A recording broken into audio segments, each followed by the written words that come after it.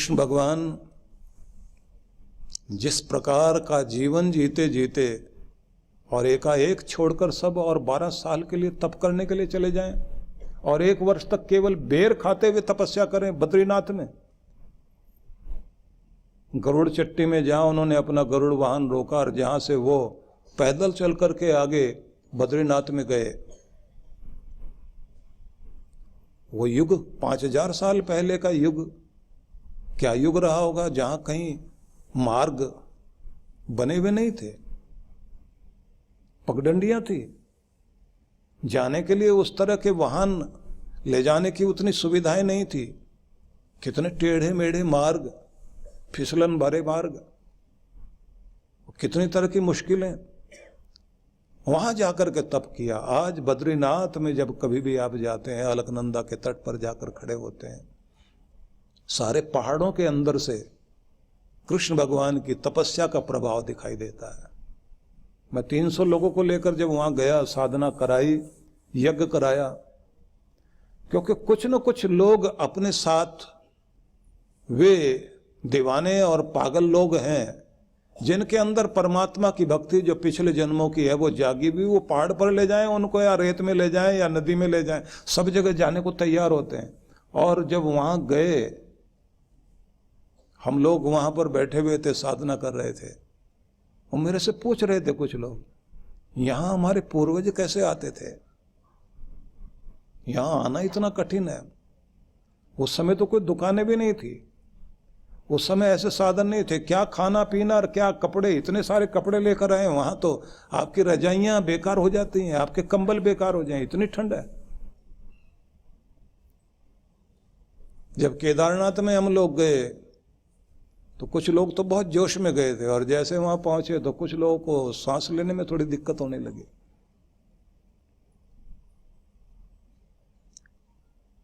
अब वो बड़े आश्चर्य करते थे कि साधना के लिए इतना कुछ करने के लिए लोग यहां पहुंचे।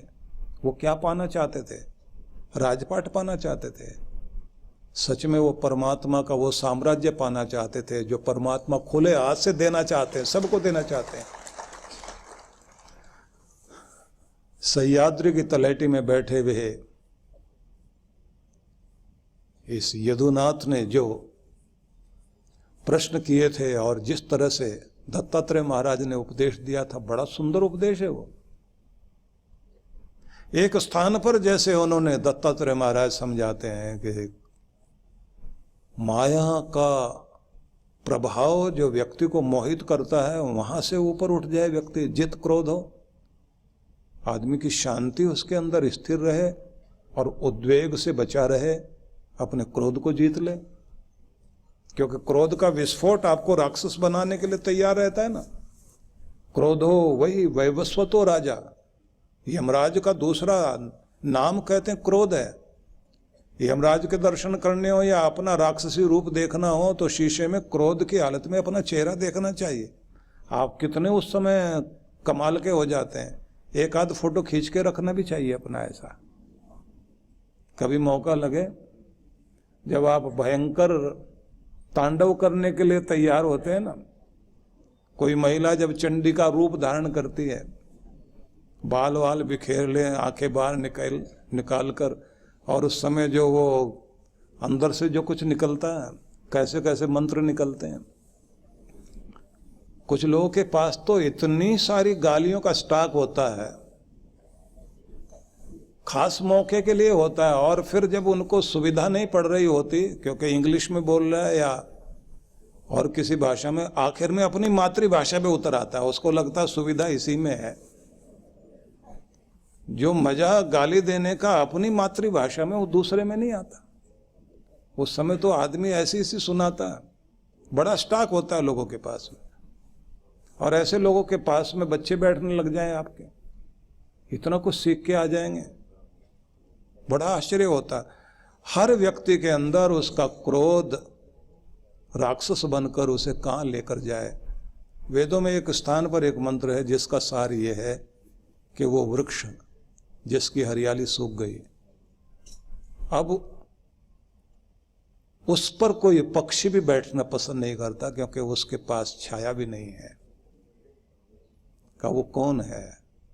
का क्रोध से दग्ध कोई इंसान, जिसका रस खत्म हो गया, जिसकी हरियाली खत्म हो गई। अगर तुम हर समय दहकते रहते हो तो पूरी दुनिया में अकेले हो गए, कोई तुम्हारे पास नहीं आना चाहेगा, क्योंकि तुम्हारा आकर्षण खत्म हो गया। और अगर इस आदत में पड़ गए तो ये आदत बनी रहेगी। बात बात में गुस्सा करोगे और अपने से कमजोर पर करोगे, जो तुमसे दब सकता है उस पर करोगे, क्योंकि गुस्सा आता ही अपने कमजोर वाले व्यक्ति पर। अपने से कमजोर पर आएगा, अपने से ताकतवर को देखते ही, बड़ा समझदार है गुस्सा भी, वो भी जानता है इस पर नहीं करना।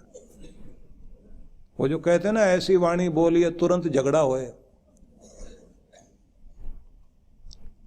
ऐसी वाणी बोलिए तुरंत झगड़ा होए, उससे मत उलझिए जो खुद से तकड़ा होए, पीटेगा। वहां आदमी रुक जाता है, उसको पता है यहां गुस्सा करना ठीक नहीं है। दत्तात्रेय महाराज ने जब ये संदेश दिया कि बांधने वाली रस्सी को पहचान लो, आसक्ति इस दुनिया की बांधने वाली रस्सी है, और तुम्हारा क्रोध तुम्हारे व्यक्तित्व को नष्ट करने वाली चीज, इससे ऊपर उठ जाएं, लगवा रो, नाप तोल कर भोजन करने वाले बन जाएं, और वो भी पौष्टिक भोजन, लाभकारी भोजन, सात्विक भोजन, साधना की तरफ जाने का मार्ग बता रहे हो। जितेंद्रिय इंद्रियां अपनी अपनी तरफ खींचेंगी और तुम उन्हें संभाल सको, उनकी लगाम कस सको। पिधाय बुद्धया द्वाराणे मनो ध्यान निवेशित, बुद्धि का प्रयोग करो, समझदारी इस्तेमाल करो कि तुम्हारा मन ध्यान में लग जाए, मन एकाग्र हो जाए। कि साधन ढूंढो, सारे बुद्धि से अपने इंद्रियों को कैसे संभालना है प्रयोग कर रहे थे ना स्वामी रामतीर्थ। सब चीजें जीत ली, अपने को वश में कर लिया, बस एक ही कमी रह गई। कुछ लोगों को होता ना, भोजन में और कुछ मिले ना मिले, पापड़ हो, अचार वचार हो तो बात बने। कहीं भी सो लेंगे, तकिया जरूर होना चाहिए। ऐसी कुछ चीजें होती हैं, लोगों की कमजोरियां होती हैं। कुछ की आदत होती है मिर्च तो होनी चाहिए, कुछ को लाल चाहिए, किसी को हरी चाहिए, कहीं ना कहीं अटका होता है ना आदमी। अब इनको भी कहीं अटकाव नहीं था। महात्मा आनंद स्वामी थे, वो कहते थे हमको जलेबी का बड़ा शौक था, कोई जलेबी की दावत करा दे तो हमको लगता था बड़ा उपकार किया इसने। उसको बड़ा 3 बार आशीर्वाद देते थे वो। औरों को तो दूर से आशीर्वाद दे, उसकी पीठ 3 बार थपथपाए जो जलेबी खिलाए। आदमी कहीं भी कमजोर हो सकता है। दत्तात्रेय महाराज तो सब छोड़ करके जहां जिस ऊंचे पहाड़ पर जाकर बैठ गए थे, और मोटा सा टिक्कड़ उन्होंने जो है रोटी उसमें अपनी जो धुनी चल रही थी उसमें डाल दी, उसी में पकड़ी, उसी में तोड़ के खा रहे हैं। और कहते हैं कि भागे कब थे। बड़ी अजीब कहानी है उनकी। लेकिन इस समय कथा तो हम गीता पर कर रहे हैं ना, लेकिन प्रसंग चला तो मैं आपको बता रहा हूं। लक्ष्मी ने कृपा की थी दत्तात्रेय महाराज पर। उनकी हर बात लोगों को लाभ दे, उनकी छाया से लाभ हो। उन्हें लगा कि भक्ति छूट जाएगी, लोग पीछे पीछे भाग रहे हैं, तो कहां जाके बैठ गए। पहाड़ पर चढ़कर जंगल में ऐसी जगह पर जहां 10-10 किलोमीटर तक बस्ती नहीं है, वहां जाके बैठ गए। अब वहां जाकर के बैठे हैं तो एक जगह देख लिया पानी का झरना है, पानी यहां मिल जाएगा, कंदमूल फल है, पत्ते वत्ते हैं, उबाल लेंगे खा लेंगे, और नहीं तो ये धुनी उन्होंने जला ली, इसी में कुछ अनाज को टिक्कड़ बनाएंगे, डाल देंगे और खा लेंगे। लेकिन सिद्धियां मिल गई थी ना। हर आदमी को जब सिद्धि मिलती है तो उसके बाद विभूतियां आती हैं, ऐश्वर्य आता है उसके बाद, क्योंकि आपकी भक्ति में फल फूल लगने चाहिए, तभी तो आपके पास कुछ चीजें आती ना। आपकी रक्षा करने वाली एक शक्ति, एक कवच आपके आसपास आ जाता है। वो कवच बड़ा अद्भुत होता है। ये ऐसा हेलमेट मिल जाता है कि अगर आपके दुर्भाग्य ने आपको गिरा भी दिया तो हेलमेट लगा हुआ होता है। मोटरसाइकिल पर चलने वाले लोग जो सीधे सीधे रोड पर गिरते हैं, सिर फटता है। हेलमेट लगा हुआ तो सिर नहीं फटेगा, जिंदगी बचेगी। तो वो हेलमेट मिलेगा आपको, वो बारिश हो रही हो तो वो छतरी मिलेगी। दुखों की बारिश तो चारों तरफ दुर्भाग्य लेकर आएगा, लेकिन कृपा की छतरी चाहिए आपके साथ कि आप बचे रहें। तो भक्ति में फल फूल लगने चाहिए। जब लक्ष्मी कृपा करने के लिए आ गई, क्योंकि हर एक आदमी की जिंदगी में साधना करते करते उसके पीछे पीछे चीजें घूमने लगती हैं। ऐश्वर्य भी, मान सम्मान भी, सब तरह की चीजें आएंगी। दुनिया का वो सब, जिसको सारी दुनिया चाहती है, वो सब चीजें आएंगे। और उसी में ये भी कहा जाता है कि जैसे वो ऋषि महर्षि जो तपस्या करते थे तो अप्सराएं आकर खड़ी हो जाती थी, राजा लोग आकर खड़े हो जाते थे कि ये सारा धन लेकर आ गए। जैसे कणाद ऋषि के सामने पूरी गाड़ी के अंदर जो हीरे जवाहरात भर के राजा आके खड़ा हो गया था, और उसी रात में वो निकल के वहां से चले गए दूर कि ये सब लोग आ गए हैं, अपनी हमारी साधना को ले जाएंगे। सारी दुनिया से बच करके पहाड़ के ऊपर जाकर के बैठ गए दत्तात्रेय महाराज। वहां जो बकरियां चराने वाले इधर उधर लोग आते थे, उन्होंने कहा यहाँ पहाड़ पर कोई रोशनी जलती है, और जब उधर की तरफ मुंह करके कोई प्रार्थना करे ना, कामना पूरी हो जाती है। गांव गांव में, बस्ती बस्ती में खबर कर दी, और बहुत बड़ा लोगों का रेला पहाड़ पे चढ़ गया। वहां जाकर सबने थोड़ा थोड़ा आटा लेकर आए थे, अलग अलग तरह का, कोई ज्वारी का, कोई ज्वार का, कोई बाजरे का, कोई गेहूं का, सब तरह का, कोई मक्का का, सब मिलाकर टिक्कड़ बनाया 1.25 मन का, और जाकर डाल दिया उसमें। इतने बड़े जो उनका धुनी रमी हुई थी उसमें डाला, उसी में से तोड़ तोड़ के सब खाएं। इन्होंने देखा कि आ गए सब लोग,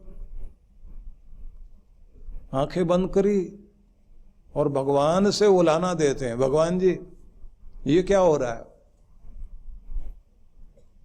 भगवान जी ने कहा कि लक्ष्मी जी प्रसन्न हो गई आपके ऊपर, आपकी साधना में सिद्ध हो गई लक्ष्मी।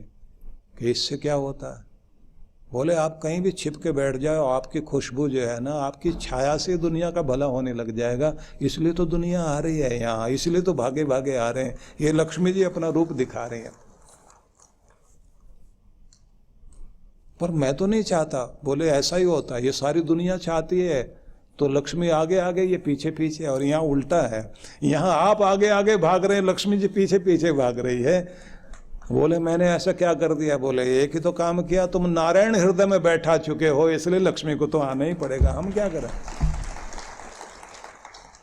चरण दबाने आ गई है लक्ष्मी, क्योंकि नारायण आपके हृदय में आकर बैठ गया। वो भी ये कहता है ऐसा दिल में चाहता हूं जो मेरे लिए घर बने, आश्रय स्थान बने, मेरा मंदिर बन जाए। तो हृदय का मंदिर जिसका, नारायण जहां आकर बैठ गए, लक्ष्मी जी तो आएंगी वहां।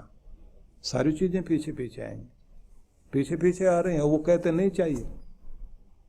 ये अद्भुत खेल है। अगर आपकी जिंदगी में साधना चरम तक पहुंचती है, क्या नहीं चाहिए आपको, सब चीजें आपके पीछे पीछे आ जाएंगी। कबीर ने जो कहा ना, कबीरा मन निर्मल भया जैसे गंगा नीर, पीछे पीछे हरि फिरे कहत कबीर, कबीर आ सुन बात तो सुन। सब चीजें पीछे पीछे आएंगी। इसलिए जब ये कहा कि बुद्धि से अपने इंद्रियों के समस्त द्वारों को नियंत्रित करो और मन को ध्यान में निवेश करने वाले बन जाओ, भक्ति होगी तुम्हारी। जो भगवान कह रहे ना, मय्ये मन आधस्व, अपने मन को मुझे दो, मुझ में एकाग्र कर दो अपने मन को। दत्तात्रेय महाराज उसका तरीका बता रहे हैं।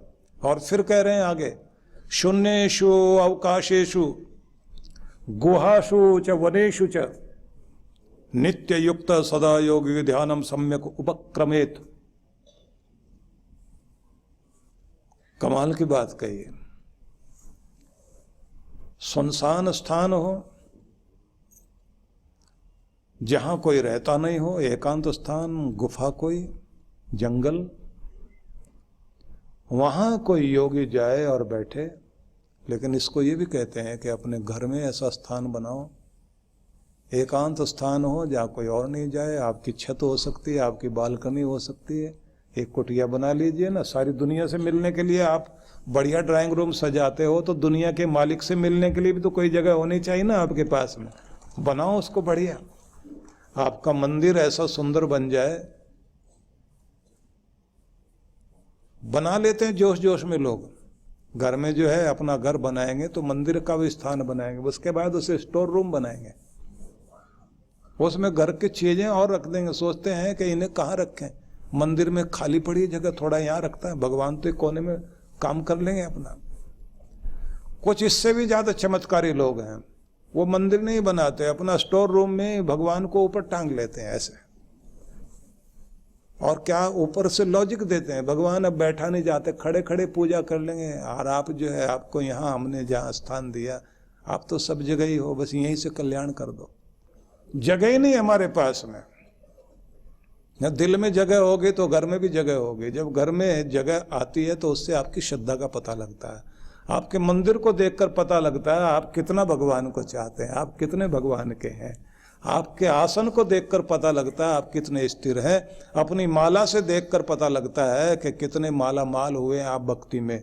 अगर माला हर समय हाथ में है, जिह्वा पर आपके नाम है, माथे पर आप अपना वो तिलक लगाते हैं जिससे शांति स्थापित हो, गले में आप वो वस्त्र डालते हैं जिसको देख करके ये अनुभव होता है कि इसने परमात्मा की वर्दी पहन ली है, अब ये उसकी वर्दी पहन करके उसका प्यारा बन गया है। इसे वो दुनिया का लालच नहीं, दुनिया के मालिक का ध्यान है।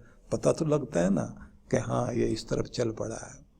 कुछ तो वो होते हैं जो सिर्फ नाटक करने के लिए होते हैं, इसलिए बड़े मजे की बात है, असली वाला रावण इतने जोर से नहीं चिल्लाया होगा जितना रामलीला वाला चिल्लाता है। वो डायलॉग बहुत अच्छा बोलता है, प्रैक्टिस करता है ना उसकी, इसलिए नाटक वाला बहुत अच्छा कर लेता है। नाटक वाले जो लोग हैं, इतनी बढ़िया दाढ़ी मिलेगी, ऐसा तिलक लगाएंगे, ऐसा तो वेद व्यास ऋषि ने भी नहीं लगाया होगा। बड़ा खेल चलता है इसका। और हम लोग जो है मोटा धोता, मोटा पोथा, मोटा तिलक, ये सब देख करके बड़े प्रभावित होते हैं, बस ये पहुंचा हुआ पहुंचा देगा हमको भी। इसलिए ज्यादातर लोग हर बार नए ढंग से पुरानी स्थितियों में ढूंढ रहे होते हैं। जैसे पुराने लोग रहे होंगे, महान पुरुष लोग रहे होंगे, वैसा भेष बनाने वाले लोग मिल जाते हैं। और जब भी कोई उसका रस लेकर आएगा, हर बार नया रूप लेकर के आएगा, वो पुराने भेष में आता ही नहीं, उसको आप पहचान भी नहीं पाते। इसलिए गजानन महाराज को नहीं पहचान पाए, संत एकनाथ को नहीं पहचान पाए, संत ज्ञानेश्वर के साथ लोगों ने दुर्गति कर दी, नहीं पहचान पाए। संत एकनाथ के साथ जो व्यवहार हुआ लोग नहीं पहचान पाए। उन्होंने कोई भेष बनाने की कोशिश नहीं की, उन्होंने तो परमात्मा के आनंद में डूबना ही पसंद किया, इसलिए आज उनके नाम से कल्याण हो रहा है। अन्नपूर्णे सदा पूर्णे शंकर प्राण वल्लभे ज्ञान वैराग्य सिद्ध्यर्थम भिक्षाम देहि चा पार्वती। अर्थात हे अन्नपूर्णे, आप सदा पूर्ण हैं, भगवान शंकर की प्राण वल्लभा हैं।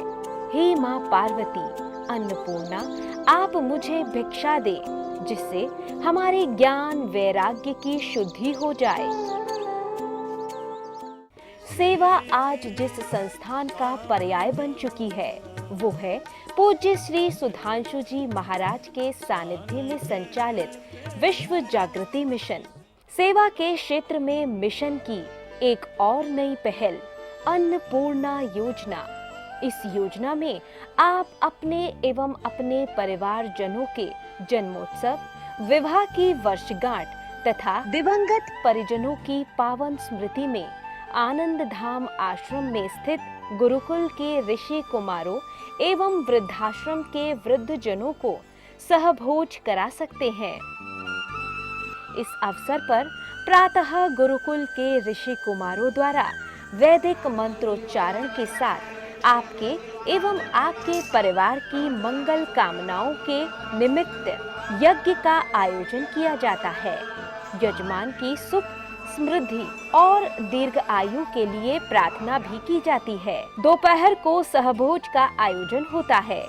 आप सपरिवार आनंद धाम पधारें, यज्ञ में भाग लें और अपने हाथों से भोजन कराकर पुण्य लाभ एवं आत्म संतुष्टि के भाव से जीवन को आनंदमय करें। इस योजना से जुड़ने के लिए एवं अधिक जानकारी के लिए संपर्क करें 9582954200 9560792792। सहयोग राशि भेजने के लिए हमारा अकाउंट डिटेल है